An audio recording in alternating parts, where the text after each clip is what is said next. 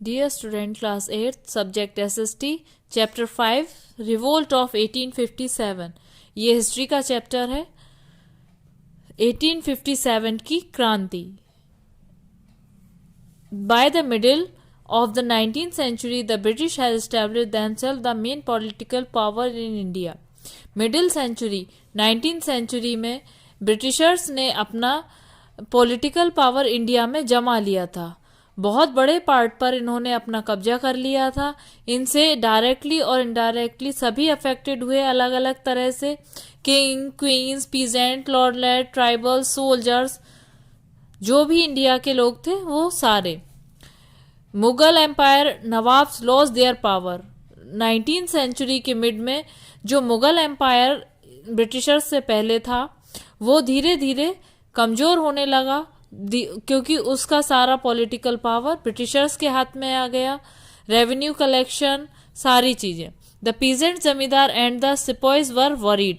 Peasants, जमींदार, sepoys, ये सभी चिंता में आ गए, क्योंकि इनसे पीजेंट्स और जमींदारों से क्या, जिनके पास एक तो वो जमीन खो चुके थे जमींदार अपनी, और इन पर टैक्स बहुत ज़्यादा लगा दिया गया ताकि फसल हो या ना हो, ब्रिटिशर्स को अपना टैक्स से मतलब था।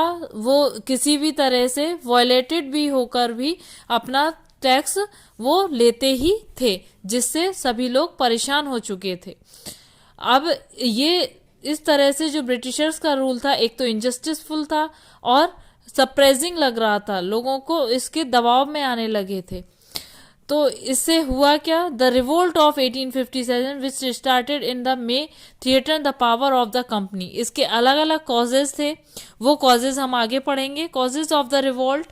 Economic cause. इकोनॉमिक कॉज था क्या था? Affected all section of the society. सारे सेक्शन सोसाइटी के अफेक्ट हुए थे। The most important revolt Britishers attitude of economically exploitation of India people. जो पीजेंट्स थे वो हाई रेवेन्यू और डिमांड की वजह से, जो टैक्स था ज़्यादा कर लगाने की वजह से परेशान थे। आर्टिसन और क्राफ्टमैन इसीलिए परेशान थे क्योंकि उनके साथ अनफेयर कंपटीशन होने लगा था, क्योंकि इंडिया के जो क्राफ्टमैन थे वो हैंडमेड चीज़ें बनाते थे, और जबकि ब्रिटिशर्स यहाँ से चीज़ें रॉ मटेरियल ले जाकर उन पर मशीन मेड बनाते थे, जिसमें फिनिशिंग अच्छी आती थी, जो चीज़ें अच्छी लगती थी और सस्ती होती थी, जिसकी वजह से उनकी चीज़ें कोई नहीं लेता था, जिससे उनकी स्थिति माइजरेबल हो गई। पॉलिटिकल कॉजेज, इंडियंस के हाथ में कुछ नहीं रहा था। अलग अलग तरह के रूल लगाकर उनसे उनकी जो राज्य था वो लिया गया, जैसे कि डॉक्ट्राइन ऑफ लैप्स। गोद लिए हुए पुत्र को या पुत्री को वो नहीं मानते थे, जिसकी वजह से लोगों में अराजकता फैल गई थी। उनकी लीडर जैसे कि रानी लक्ष्मीबाई, नाना साहेब इनके ग्रेट एनिमी बन चुके थे।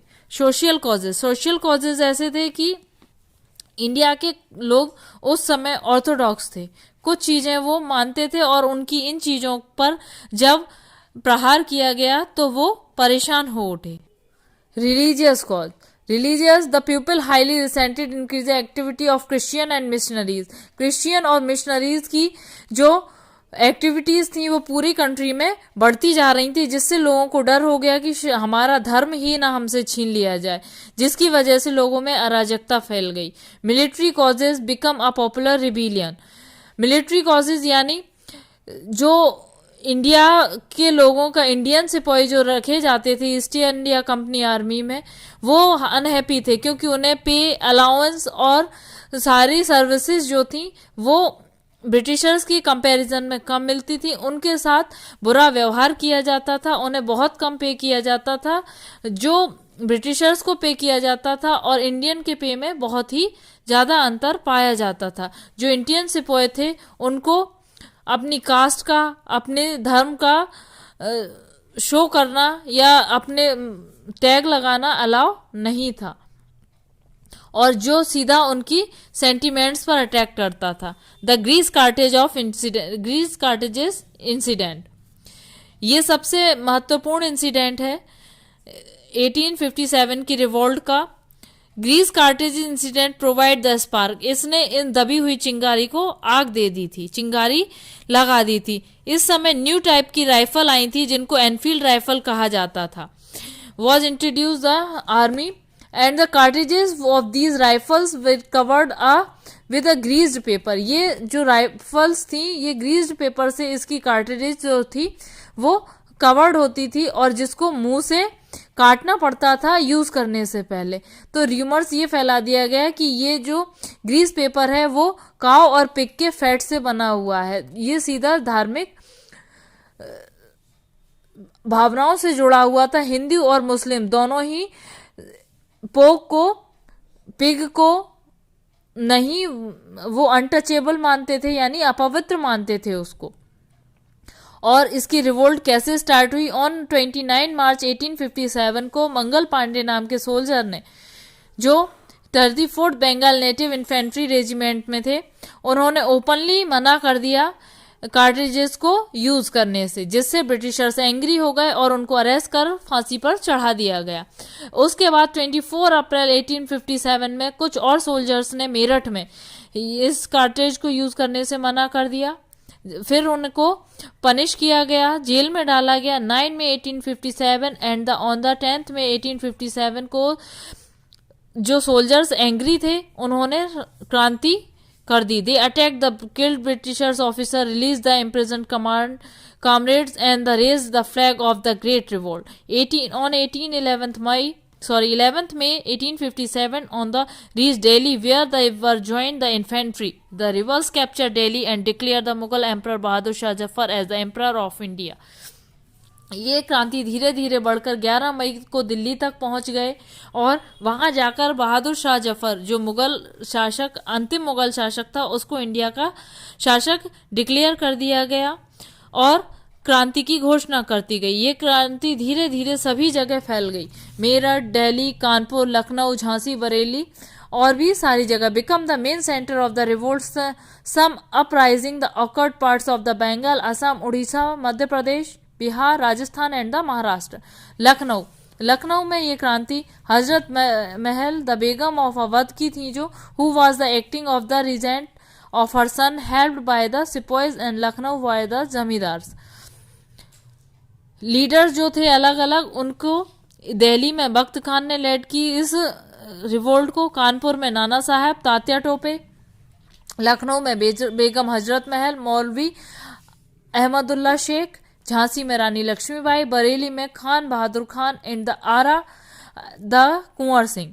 इन्होंने अपनी जगह पर अपने स्टेट में क्रांति की घोषणा कर दी और अवध में क्रांति उस समय पीक पर थी। राजस्थान, लखनऊ की राजधानी उस समय अवध थी and Nawab Wajid Ali Shah was the ruler, वहां के रूलर थे। And the soon after revolt break out, और धीरे धीरे ये क्रांति टूट गई क्योंकि इसको ब्रिटिशर्स ने दबा दिया। Sir Henry Lawrence, the chief commissioner, along the 1000 English and 700 Indian soldiers के साथ उन्होंने अटैक कर दिया रेजिडेंसी पर और कई मारे गए। इसमें English man sir Henry Lawrence का भी डेथ हुई और Begum Hazrat Mahal was the leader, proclaimed her young son bridge कदर एज द नवाब। ब्रिज कदर को उनका नवाब, अवध का नवाब घोषित कर दिया गया। उसके बाद चीफ कमांडर ब्रिटिशर्स की फोर्स इंडिया को और इंग्लिश गोरखा सोल्जर्स को लखनऊ के बीच में ये हुआ और उसके बाद लखनऊ पर इन लोगों ने दोबारा अधिकार पा लिया। Suppression the company fights back, इसको दबाने के लिए कंपनी ने हर प्रयास किया और इसको दबाने में वो कामयाब रही। बहादुर शाह जफर को रंगून, बर्मा में ले जाकर मार दिया गया एंड द मुगल डायनेस्टी का इसी के साथ अंत हो गया। Bakht Khan, Rani Lakshmibai, Khan Bahadur Khan died in the fighting, और ये सब रानी लक्ष्मीबाई, बख्त खान, बहादुर खान ये लड़ते हुए वीरगति को प्राप्त हुए। Causes of the failure of revolt, अब इस क्रांति ने स्वतंत्रता की अग्नि को तो प्रज्वलित कर दिया था लेकिन ये फेल रही, उसके कुछ कॉजेज थे वो हम इसमें देखेंगे। The revolt did spread throughout length and breadth country, ये पूरी कंट्री में पूरी तरह से नहीं फैल पाई थी। साउथर्न और वेस्टर्न पार्ट तो कुछ ऐसे थे जो इससे बिल्कुल ही अनअफेक्टेड थे। बहुत से इंडियन रूलर ने ही हेल्प करने से मना कर दिया क्योंकि वो ब्रिटिशर्स के दबाव में थे और ये क्रांति ऑर्गेनाइज्ड थी, को इसका कोई प्रोग्राम फिक्स नहीं था और ठीक से ये लागू नहीं हो पाई, इसलिए ये फेल हो गई। The overall leadership was movement weak, क्योंकि सभी ने अपने स्टेट को लीडर वो नेतृत्व किया था।